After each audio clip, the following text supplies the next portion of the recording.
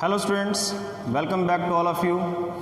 So today we will discuss about the constitutional monarchy in France. But before going to start today's topic, I want to discuss some dates. Those who are very important, and we already discussed about these dates. First of all, 5th May 1789. We know this date as the outbreak of the revolution, means the meeting of the General Estates that hold in Versailles Palace. And the second important date, the 20th June 1789. This date is very important. Why? Actually, the third estate representatives, or we know the estate generals, the representatives of third estate, they boycott the meeting of General Estates and they assembled in the indoor tennis court to draft the Constitution of France. And there they declared themselves as National Assembly because they were the representatives of the common people of France. And then next important date, 14th July 1789. We also know this. In my previous lecture, the first lecture of this chapter, we started with this date.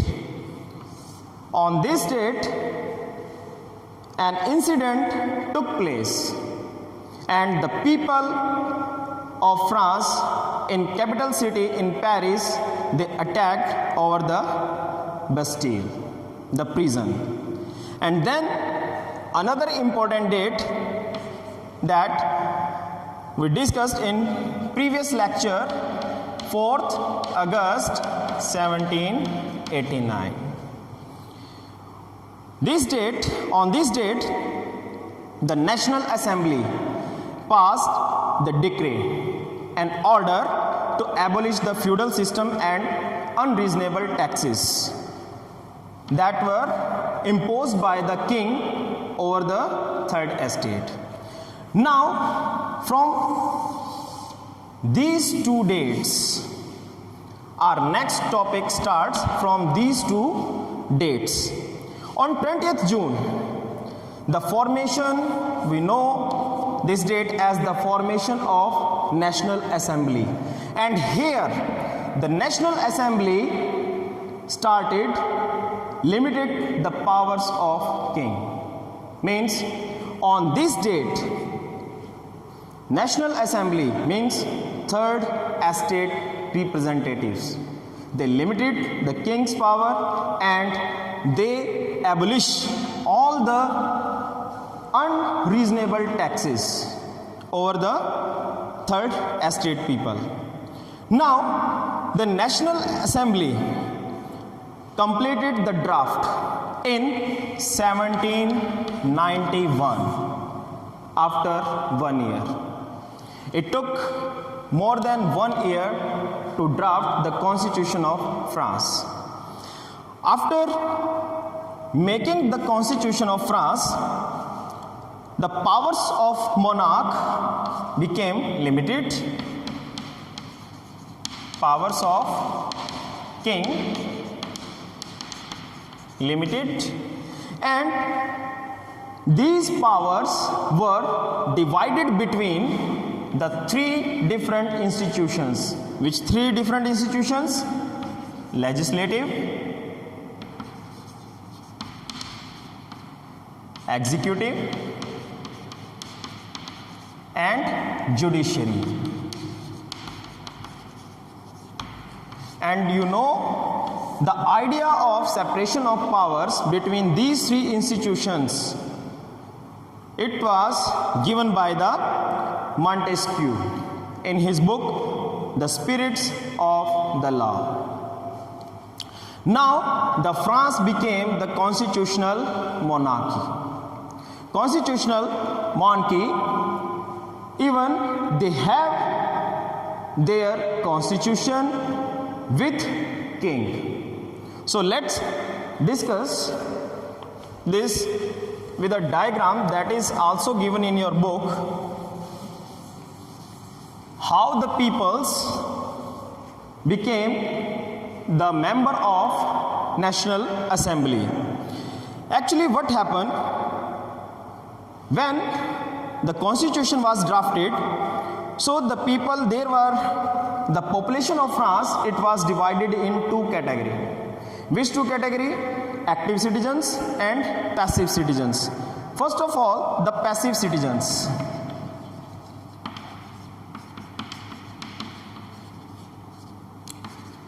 These were nearly 3 million people.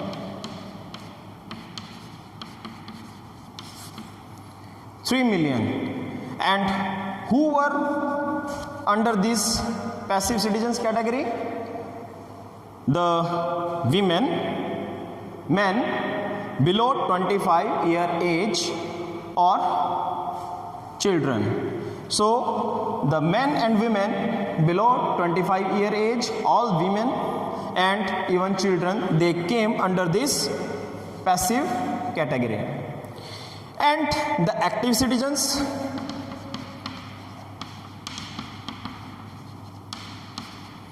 who were the active citizens in France?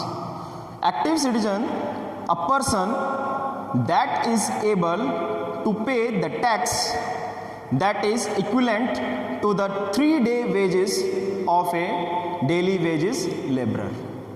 एक जो labourer, एक जो मजदूर था, उसकी 3 दिन की जो इनकम थी, उस इनकम जितना अगर कोई टैक्स पे करता था, that came under the active citizens category. And these active citizens were 4 million out of total 28 million people.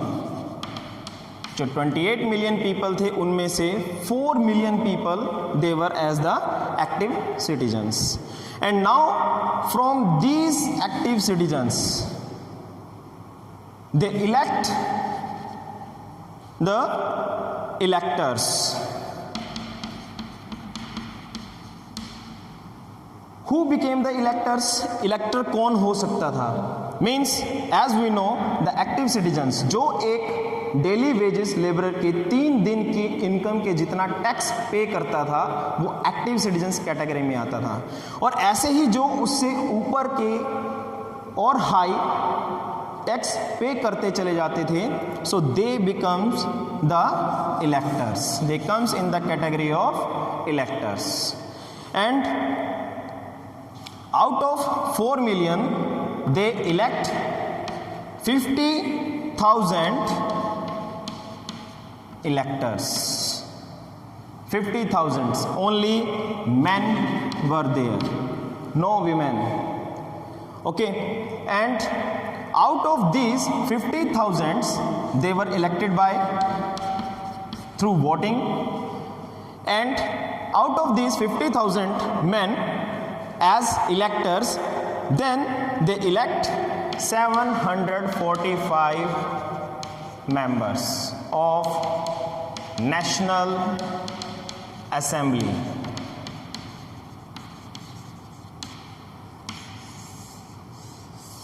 These 745 members were in the National Assembly of France, and these 745, they keep their eyes on ministers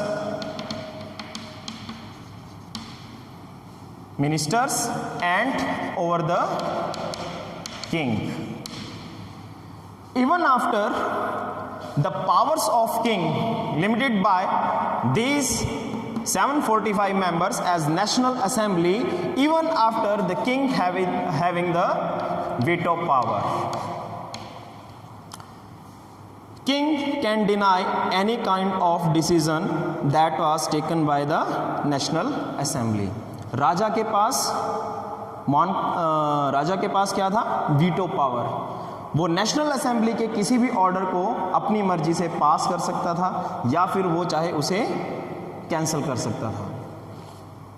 and even these active citizens, they elect directly the judge, and this judge also keep its eye on the king, on the working of king.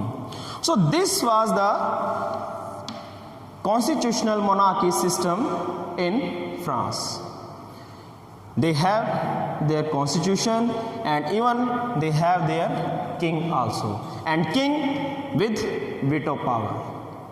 Okay, the next, when this National Assembly drafted constitution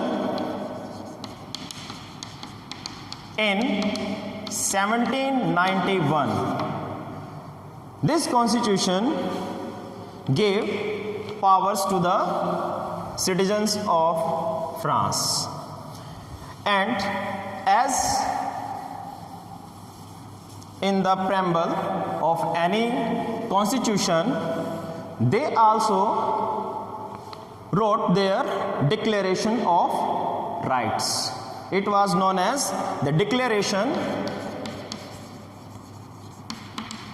of Rights. What kind of rights were written there? Right to life, freedom of speech,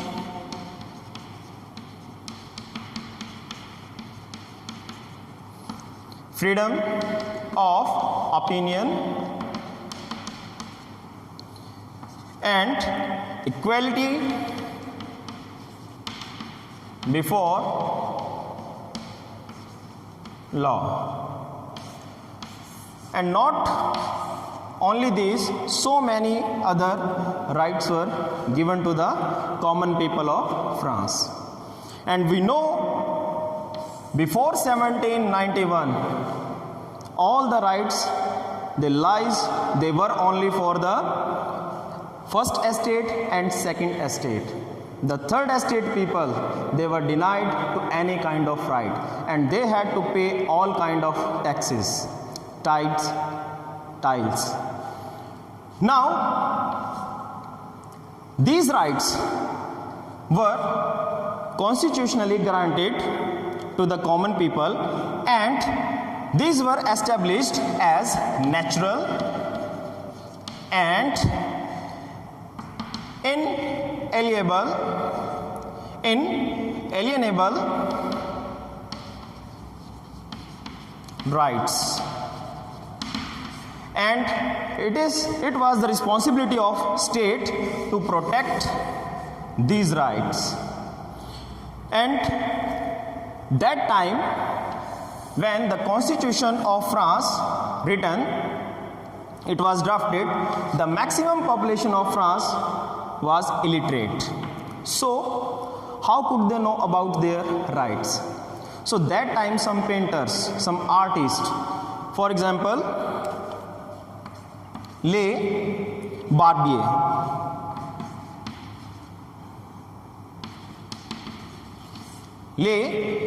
Barbier,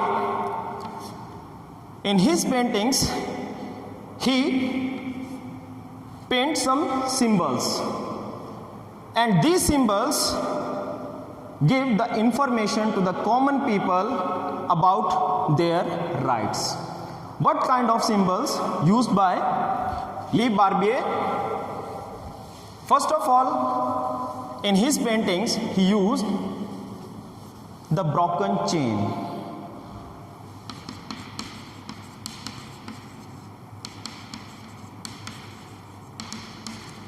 The broken chain, it was used, as we know, the chain, it was used to fetter the slaves, and now the broken chain, it was taken as the symbol of abolition of slavery from France, means to free the slaves from labor. The second symbol he used, bundle of rods. It stands for union is strength. Another symbol he used, I, within a triangle radiating light.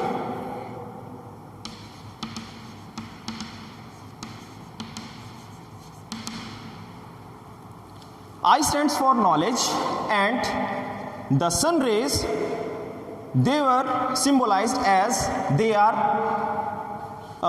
ending the darkness of ignorance. Then he used another symbol as scepter. Scepter, as we know, it was the symbol of the power, the symbol of royal power, and now the royal power was totally, we can say the powers of king was limited after drafting the constitution. Next, snake biting its tail. Snake biting its tail. And this symbol stands for the eternity.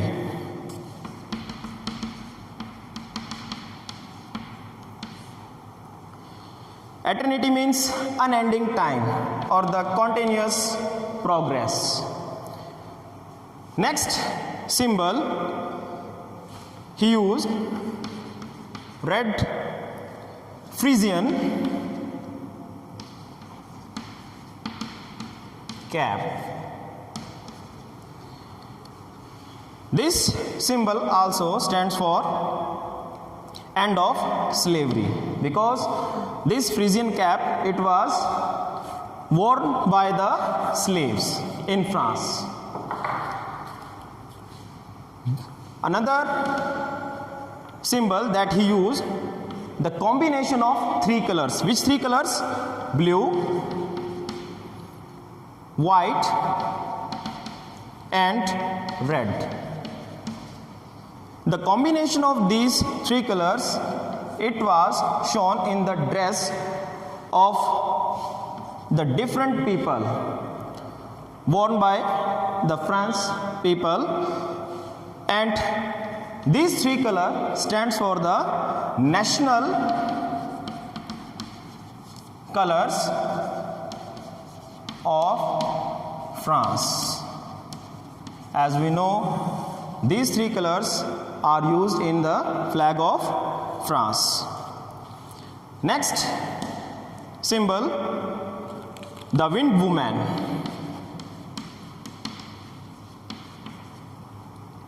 The wind woman. This symbol stands for the personification of the law.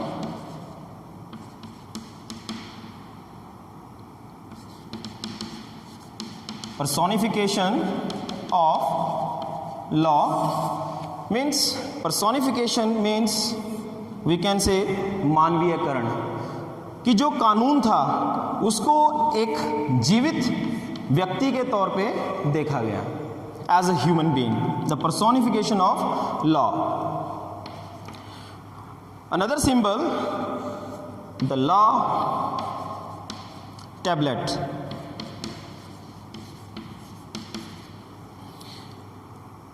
Law is same for all,